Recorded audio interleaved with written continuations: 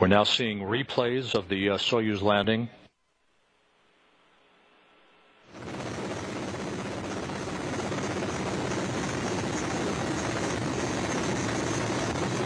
Again, these views captured by television cameras aboard the closest search and recovery helicopters in the vicinity of the landing site. You can see how close the Soyuz landed to a bullseye target, basically.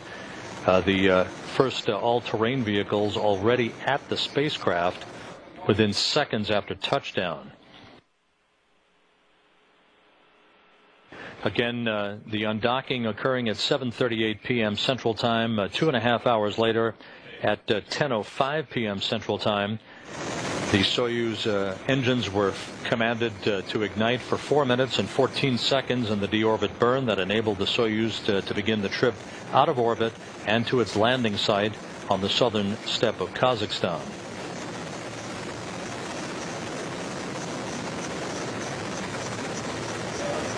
You're watching replays from one of the search and recovery helicopters. There's a view of the Soyuz as it landed on its side. Within just a couple of minutes, the first helicopters were down on the ground nearby the Soyuz to begin the extraction of the crew. Samakutyaev in the center seat of the descent module was the first to be extracted, followed by Garin and then Barasenka.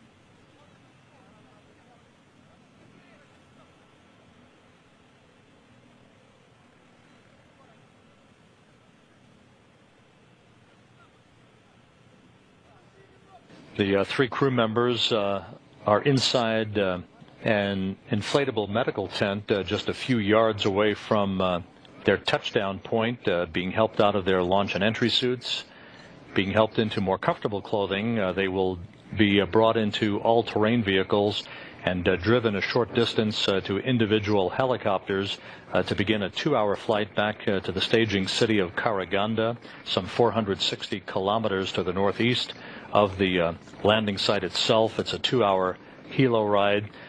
At that point, there'll be a traditional welcoming ceremony for the three crew members, after which they will split up with Barasenka and Samakutyaev boarding a Gagarin Cosmonaut Training Center aircraft for a flight back to Chkalovsky Airfield outside of Star City on the outskirts of Moscow to be reunited with their families and to be greeted by top Russian space officials. Ron Garin will board a NASA jet in Karaganda for the flight back to Houston.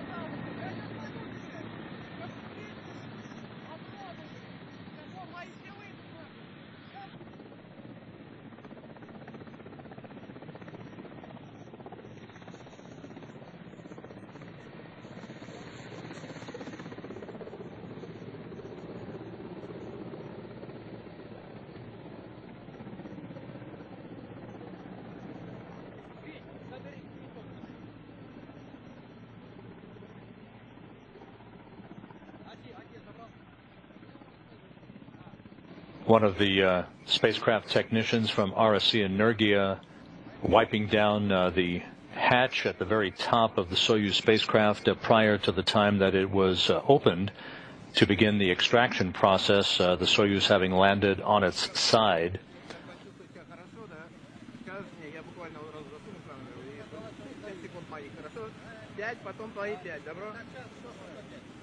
Если они себя нормально чувствуют, я засуну сейчас 5 секунд, потом как бы... Понял.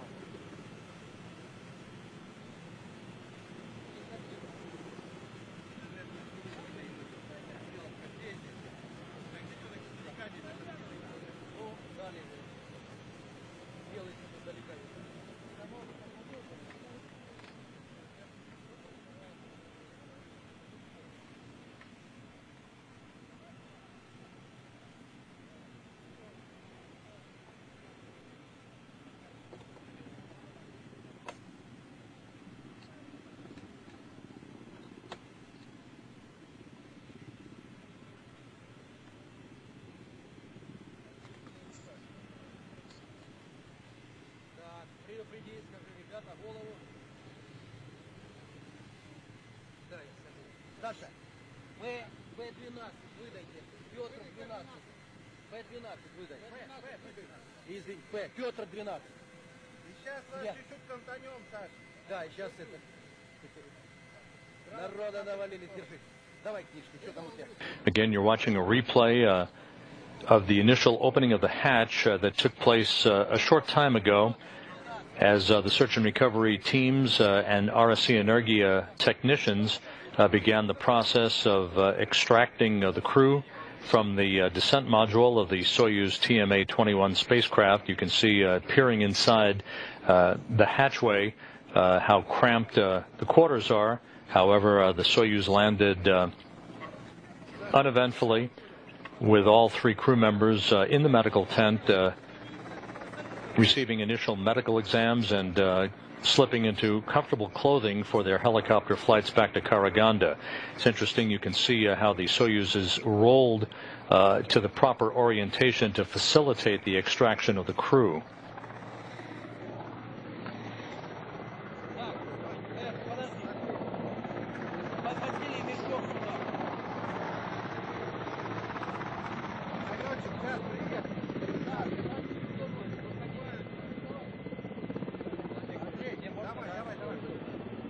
Андрюха!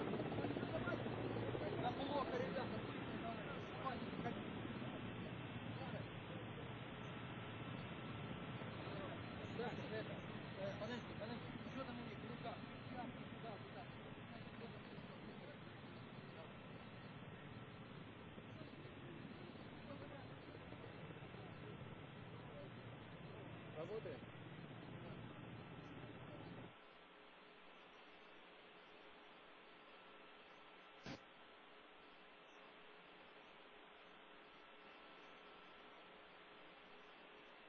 An excellent view in this replay of the soft landing engines firing just a split second before touchdown to help buffer the initial impact of the landing under the main chute of the Soyuz, and one of the Russian Mi-8 helicopters landing within seconds thereafter to begin the process of the recovery of the crew.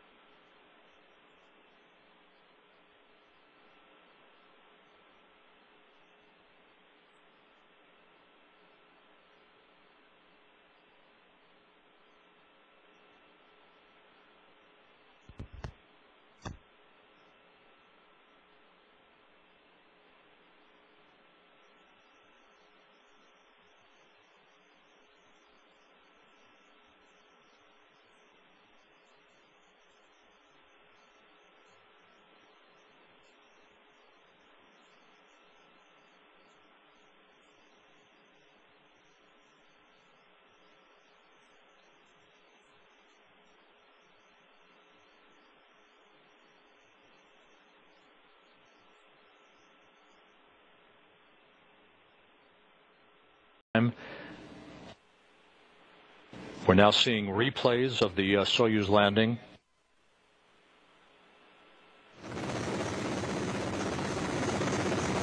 Search and recovery helicopters in the vicinity of the landing site. You can see how close the Soyuz landed to a bullseye target, basically. The first all 8 p.m. Central Time, 2.5 hours later at 10:05 p.m. Central Time. The Soyuz engines were commanded to ignite for 4 minutes and 14 seconds, and the terrain vehicles already at the spacecraft within seconds after touchdown. Again, the undocking occurring at 7:38. Again, these views captured by television cameras aboard the closest